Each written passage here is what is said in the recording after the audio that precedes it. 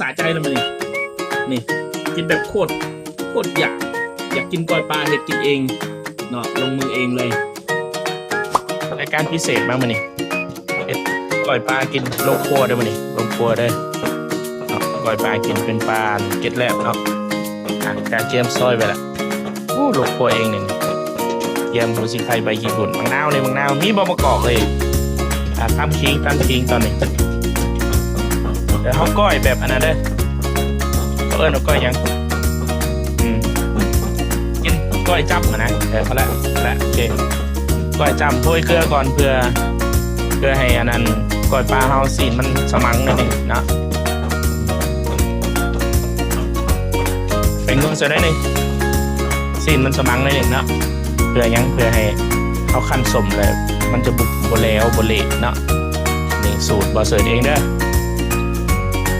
อยู่ครัวหมูปิ่นนี่เลยเนาะปกไม่หนึ่งได้เป็นครัวบอเสิร์ตเราโฮมเป็นโฮปิ่นแล้วมาหลังจากใส่เกลือแล้วเขาก็สลับใส่กันก่อนเนาะเดี๋ยวจึงปาดมะนาวใส่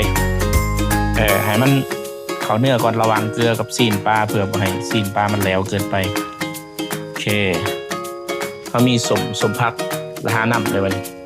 เป็นเท่าคนละหาน้ำเราใส่สมพักเนาะเดี๋ยวไปเบิ่งใบหน้าใบตานะเอาซอยมะนาวใส่ก้อนบัดนี้หัวสีไข่ใบขี้หูดเกี๊ยมแล้วโอ้ขี้ปลาสุดยอดเลยนี่เจลจ้ำนี่หัวขิงเนาะตำขิงเสร็จคักหอดขั้นตอนปั่นเลยเนาะปั่นอันนี้คือน้ำที่เราปั่นแล้วนะใส่น้ำขี้ปลานี่เพื่อเอาไปเนาะให้มันสุกคัก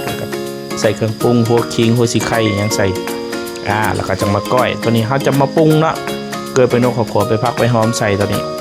แล้วก็ผู้มักแล้วก็ไปครัวผู้มักดิบก็จ้ำใส่น้ำจิ้มตัวนี้เลยเนาะโอ้อาหารน่ากินมากก้อยปลาเนาะมีซุปกับบิ๊กแกงเห็ดเพาะมาผสมผสานมีแกงหน่อไม้เดี๋ยวกินก้อยปลาให้เบิ่งคำ2 คำพอได้ให้ผู้ชมได้หิวน้ำเด้อปลาก้อยปลาหางกันแล้วเนี่ยเนาะมีดิบมีซุปมีแกงเห็ดเพาะดิซิมจะคำ2 คำให้ทางผู้ชมเบิ่งเอาผักปลามากระโดดมาครับบอกเป็นตับเป็นกระตาครับเป็นตัวซุปโอ้ยกินตัวดิบไหมว่าดิบอันแจวจ้ำนี่จะบอกสีสันของมันติดเมามีวาซาบิน้ำนะเดี๋ยวชิมให้เบิ้ง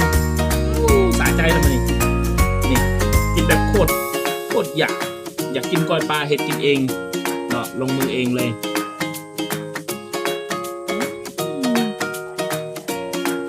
ผักหลายคำเดียวพอละย้ำท่านผู้ชมอยากน้ำ